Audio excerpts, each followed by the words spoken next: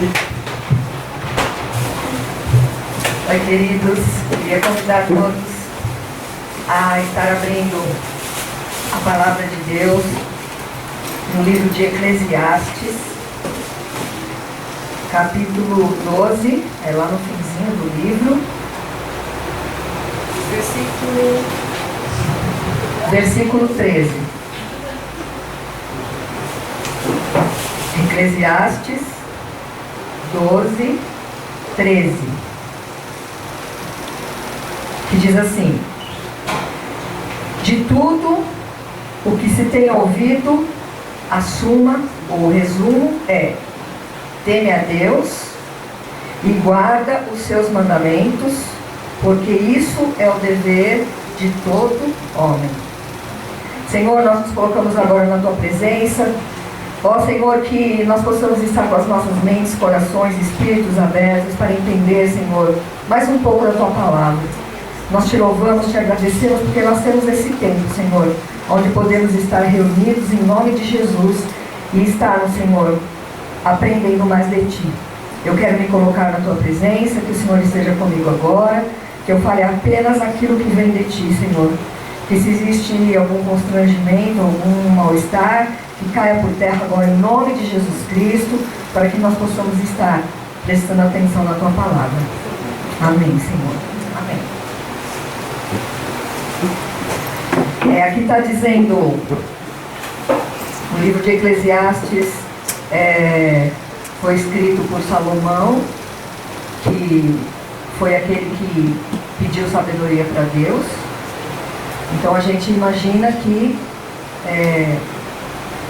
há sabedoria nessas palavras. E aqui está dizendo assim, ó, já falei sobre isso, já falei sobre aquilo, expliquei sobre aquilo outro, sobre a vida, sobre as coisas da vida. E agora eu vou dar o resumo. Teme a Deus e guarda os seus mandamentos, porque isso é o dever de todo homem. Então aqui está falando uma palavrinha que hoje em dia a gente não gosta muito dela, que é dever, né? A gente gosta dos direitos, né? Os deveres às vezes a gente não gosta muito. Mas enfim, em toda a civilização existem os direitos e os deveres daquelas pessoas que vivem em sociedade, para que se possa viver bem em sociedade. E são as leis que são feitas para que isso seja conseguido. O que é um dever? É uma responsabilidade, uma obrigação, um compromisso, e é uma regra moral que se impõe através da moral. É uma regra que se impõe através da moral, dos hábitos ou leis. Então isso é o dever. Eu devo fazer isso, eu devo fazer aquilo, né? E o que é o direito? O direito é o justo e o reto. É um privilégio, é uma regalia, é um conjunto de normas jurídicas de um país. Então, por exemplo, a gente tem a Cláudia, que não está hoje aqui, mas ela estuda direito. Então, o que ela estuda? Ela estuda o conjunto das leis que regem esse país. Se você for olhar, né, lá na Constituição, existe um capítulo que fala sobre os nossos deveres também, mas é pequenininho, fala mais sobre os nossos direitos, mas fala mais sobre os nossos deveres. E hoje em dia, a palavra direitos, né, os nossos direitos, ela é muito usada e ela é muito aproveitada por todas as pessoas. Só que, em geral, as pessoas não sabem quais são os seus deveres, mas sabem direitinho quais são os seus direitos. Então, a gente tem Declaração Universal dos Direitos Humanos, tem direito do consumidor, que é o PROCON, né?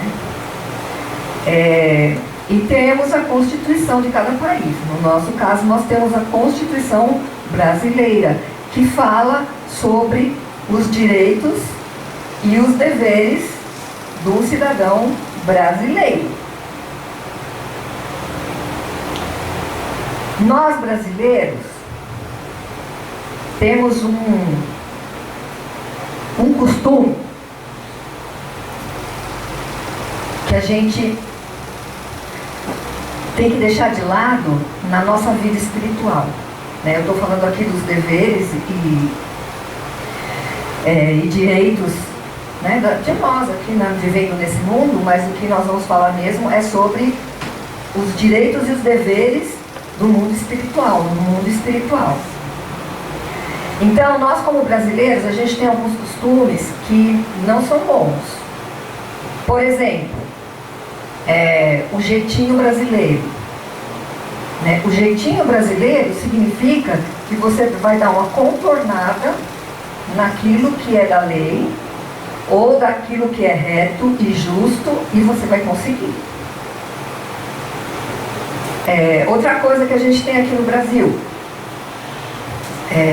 foi proclamada, foi divulgada, aprovada a lei que diz isso, isso e aquilo.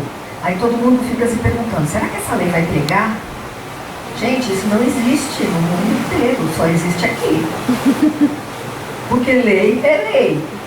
E as nossas autoridades estão acostumadas com isso. Então, eles, né, às vezes eles lançam uma lei e falam, vamos ver se vai pegar, vamos ver, né? Então, tem também quem dirige, né, tem aquela placa de estacionamento proibido, tem um E.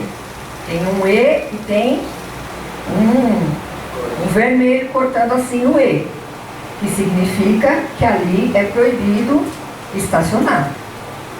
Aí, algum tempo atrás, eles fizeram uma outra placa, incluíram uma outra placa no Código de Trânsito, que é uma placa que tem o E com 2 riscos vermelhos. Tipo assim, ó, tem aquela placa lá, que tem um E com risco vermelho, que significa não pode estacionar. Mas se você estacionar, tem essa outra placa aqui, que diz que aqui você não pode estacionar mesmo. Assim, né? Eu não entendo onde que está isso. Também não existe no mundo inteiro tal coisa. Não existe aqui na nossa terrinha. Então, quando nós ouvimos falar em direitos e deveres do mundo natural, o que a gente vê? Que a justiça humana é zero, né? Tem aquela figura da mulher segurando a balança, e que quer dizer que a justiça é cega, que ela não faz distinção de pessoas. Mas a gente sabe que não é isso. Uma coisa que eu acho o fim da picada no direito jurídico, eu não sou advogado, nunca estudei, mas que eu acho o fim da picada é pagar fiança. Por quê? Porque quem tem dinheiro sai, quem não tem dinheiro fica. Isso é ser igual para todo mundo? Não é, né? Mas a justiça de Deus é perfeita. Amém.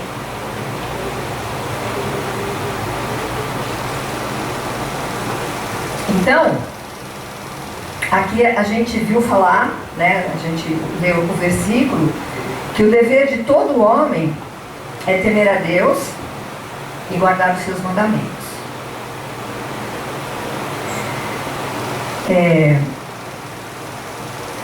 E no reino espiritual, quais são os nossos deveres?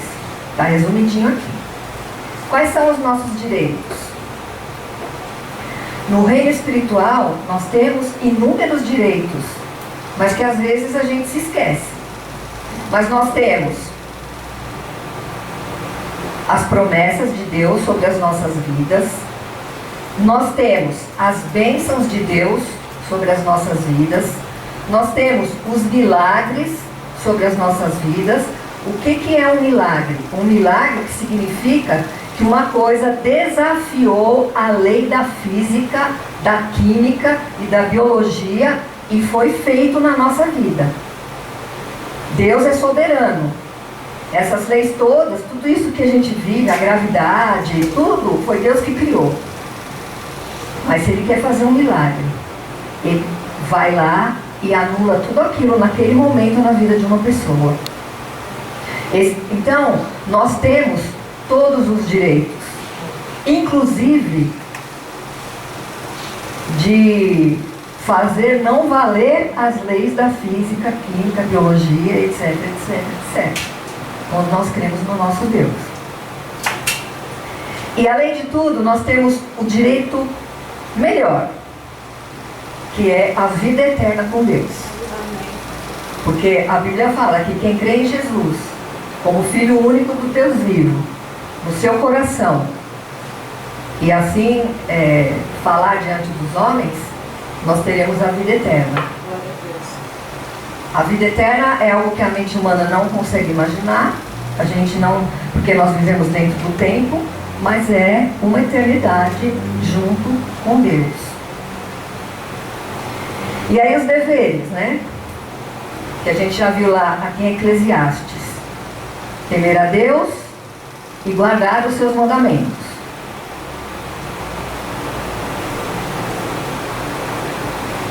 E às vezes a gente fica pensando assim, a gente sempre fala, né, sobre o temor ao Senhor, o que é o temor de Deus.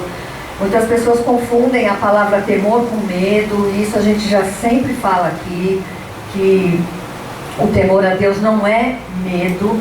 O temor a Deus é algo que, né, você pede, né, quando você descobre que existe isso, né, o que é temor a Deus? Não sei, então Senhor, me ensina o que é temor a Deus. E aqui a gente tem algumas revelações sobre isso. A gente vai dar uma olhadinha, voltando um pouquinho, em Salmo 111, 10. Salmo 111, 10, que fala sobre o temor do Senhor, que diz assim: o temor do Senhor é o princípio da sabedoria. Revelam prudência todos os que o praticam. Então o temor do Senhor está ligado com sabedoria. Como que a gente adquire sabedoria? Como Salomão fez, pedindo para Deus. E depois fazendo a nossa parte. Lendo a palavra de Deus, pesquisando, ouvindo, buscando. Mas às vezes a gente se esquece que nós temos que pedir as coisas para Deus. A palavra de Deus fala que Deus já conhece tudo que nós temos no coração antes de chegar à boca. Mas Ele quer que a gente fale. Ele quer que seja expresso no mundo natural para que se torne uma verdade no mundo espiritual. Outro versículo, Provérbios 1, 7. Provérbios 1, 7. O temor do Senhor é o princípio do saber, mas os loucos desprezam a sabedoria e o ensino. Mais uma vez aqui falando sobre o temor do Senhor como sabedoria. Então é algo que nós temos que aprender. E é algo que nós temos que continuar aprendendo até o último dia em que a gente viver nessa terra. Senhor, eu quero te temer. Senhor, como é o seu temor na minha vida? Porque de repente, né, na vida do irmão, o temor do Senhor pode ser algo que quando ele começa a falar com Deus, ele cai de joelhos e começa a chorar. Ou então, às vezes, o temor do Senhor para outra pessoa, ela se alegra tanto quando ela está falando com Deus que ela começa a rir. Ou então, para outra pessoa, o temor do Senhor é algo que traz um silêncio, Ou então é algo que faz a pessoa gritar que nem se fosse gol de futebol. Mas nós não somos todos iguais. Então, para cada um, o Senhor tem uma medida. E nós precisamos buscar. Porque lá em Eclesiastes diz que é o dever de todo homem. E se você for procurar depois, tem vários versículos que falam sobre o temor do Senhor aliado com sabedoria. Então, gente, quando a gente for pensar em temor do Senhor, não vamos mais ficar pensando assim: ai, nossa, a voz dele é como um trovão e eu preciso ter medo. Não, de repente a voz dele é como um trovão e você fala: que somzão legal, ai que legal, né? Então, vamos pedir para o Senhor que Ele nos mostre, para cada um de nós, o temor do Senhor.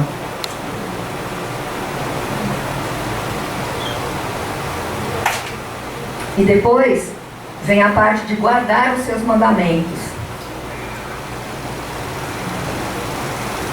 Vamos dar uma olhadinha lá no Evangelho de João 15, versículo 17.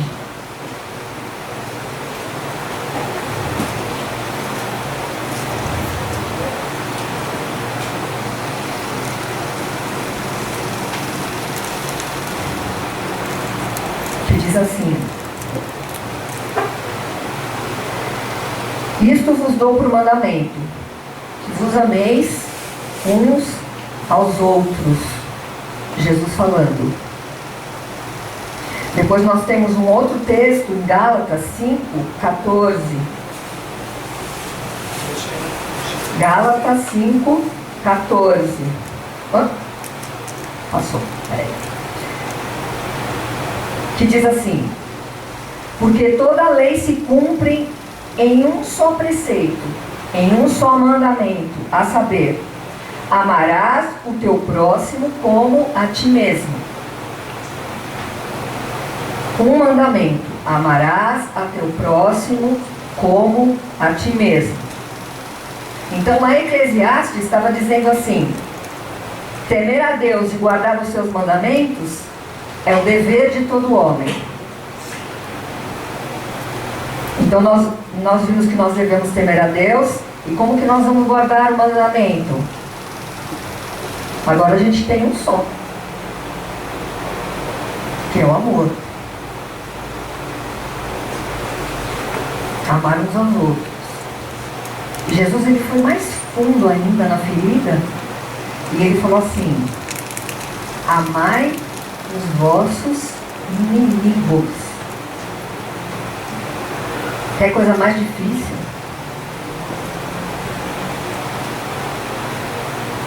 Mas se Jesus falou, é porque é possível. Se está escrito na palavra de Deus, é porque é possível. Mas quem vai nos capacitar?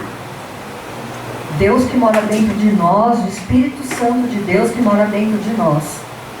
E aí o que a gente tem que fazer? A gente tem que ir lá para 1 Coríntios 13, não precisa abrir agora, mas vai ser dever de casa. Não é lição de casa. Quando eu ia na escola, não se falava lição de casa. Se falava dever de casa. Por quê? Porque se eu estava estudando, o professor estava lá me ensinando, me dando aula, eu estudei em escola pública, então o meu dever era fazer alguma coisa em casa. Era o dever de casa. Então o dever de casa, gente, lê 1 Coríntios 13, que fala sobre um tipo de amor, que é o amor ágape, ou HP, né? Não sei direito como é que se pronuncia, mas que é um amor que vem de Deus. E eu garanto para vocês que isso é possível, porque isso aconteceu na minha vida. Quando eu fiquei sabendo sobre esse tipo de amor, eu falava: impossível. Não existe um ser humano que possa amar desse jeito. Mas eu fui pedindo para Deus. Eu fiquei 1 ano brigando com Deus por causa desse texto, 1 Coríntios 13, 1 Coríntios 13, 1 Coríntios 13, eu li ali assim. Eu não quero amar desse jeito. É um amor fraco. Como que a gente fica sendo tão altivo de ficar julgando as coisas de Deus? Né? Não, mas se eu fizer isso aqui que está falando aqui, ninguém vai dar crédito para mim. E eu sei que foi 1 ano até que Deus me convenceu sobre aquele tipo de amor que existe e que a gente pode exercer. É duro, é difícil. A gente tem que pegar o nosso eu e colocar lá no fundinho. Mas se a gente pedir, Deus vai dando. É claro que cada um é de um jeito diferente, porque nós somos pessoas diferentes e cada um age de um jeito.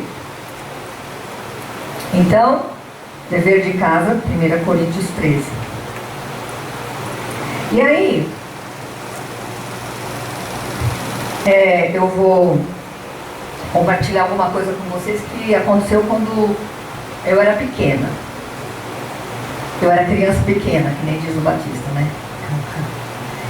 Um dia eu estava fazendo o meu dever de casa e eu me lembro que era sobre a letra Q.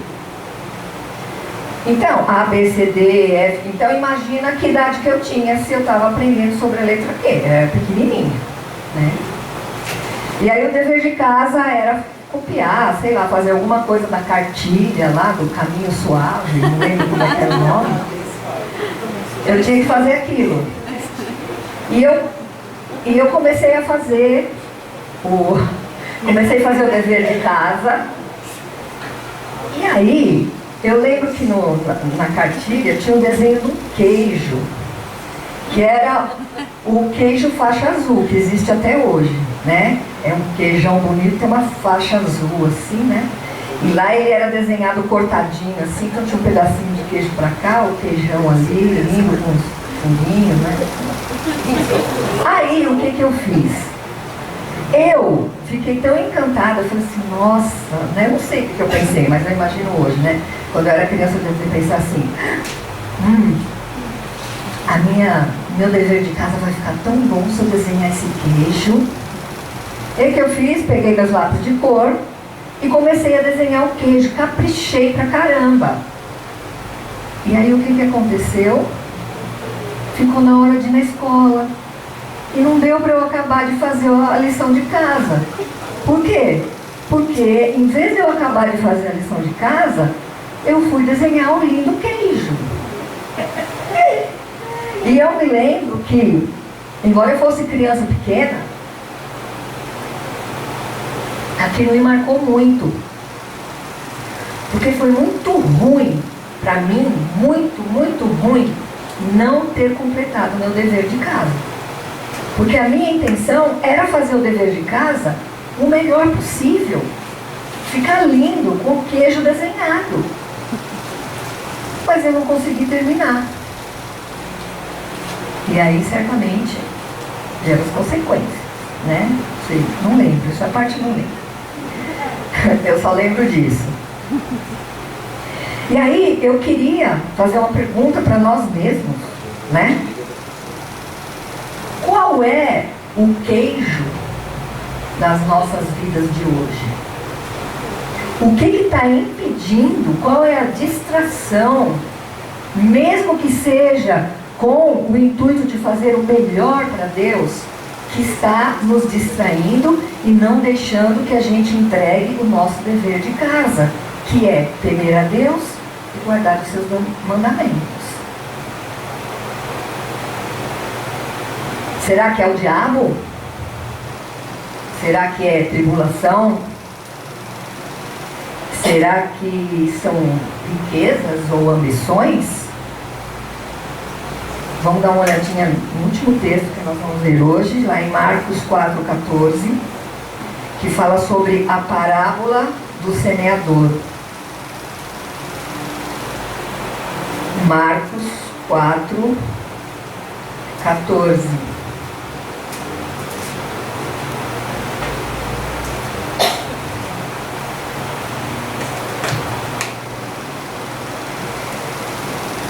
Então, Jesus tinha falado sobre o semeador, né?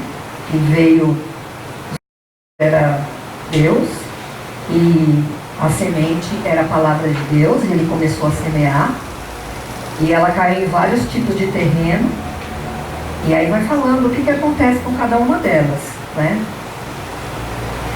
Então, os discípulos não entenderam a parábola e pediram explicação para Jesus. E aí Jesus diz assim: o semeador semeia a palavra. São estes os da beira do caminho onde a palavra é semeada. E enquanto a ouvem, logo vem Satanás e tira a palavra semeada neles. Semelhantemente, são estes os semeados em solo rochoso, os quais, ouvindo a palavra, logo a recebem com alegria, mas eles não têm raiz em si mesmos, sendo antes de pouca duração. Em lhes chegando a angústia, né, tribulação ou perseguição por causa da palavra, logo se escandalizam. Os outros, os semeados entre os espinhos, são os que ouvem a palavra, mas os cuidados do mundo, a fascinação da riqueza e as demais ambições concorrendo, tudo junto ali, né? Uma está concorrendo com a outra. Concorrendo, sufocam a palavra, ficando ela infrutífera. Versículo 20.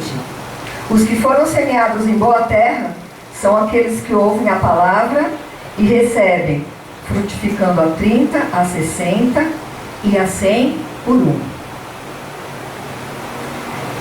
Então, aqui fala sobre, né, essas 3 distrações: o diabo, a tribulação ou os bens dessa vida.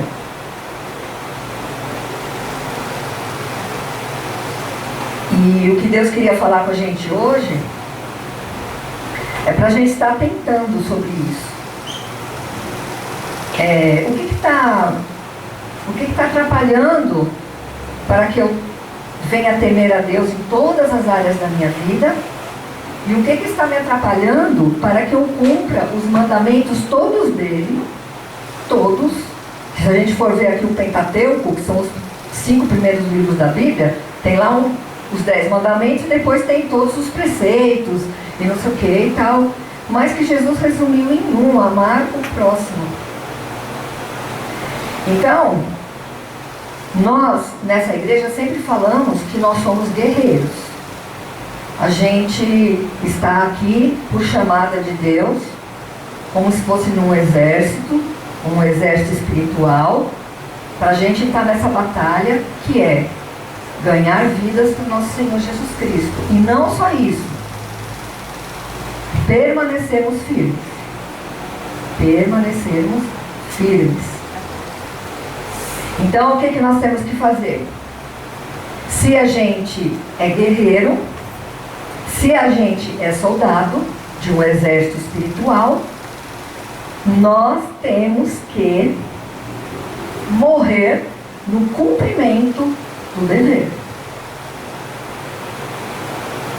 Como soldado, a nossa única saída é morrer no cumprimento do dever. Então, o dever de todo homem, segundo a palavra de Deus, é temer a Deus e guardar os seus mandamentos. E que a gente possa fazer isso. E que a partir de hoje a gente possa discernir qual é o queijo que está atrapalhando ali na nossa vida. Amém? Queria pedir para a igreja ficar em pé. E eu queria fazer uma oração para nós todos, né? E que a gente peça isso que foi falado hoje. Eu, inclusive, queria que você falasse assim comigo: Senhor, eu te peço sabedoria. Eu te peço temor do Senhor. Eu te peço que eu possa cumprir os meus direitos no mundo espiritual. Senhor, me mostra quais são as distrações que nesse momento estão me impedindo de fazer a tua vontade. Eu renego, em nome de Jesus Cristo, toda astúcia do diabo sobre a minha vida, sobre a minha igreja, que esteja querendo me distrair do meu alvo, que é o nosso Senhor Jesus Cristo. Amém. Amém, igreja. Queria desejar a todos uma semana abençoada. Façam o dever de casa. Lembre-se que nós somos pessoas que temos deveres. Vamos descobrir quais eles são. E uma boa semana para todos nós. Glória a Deus.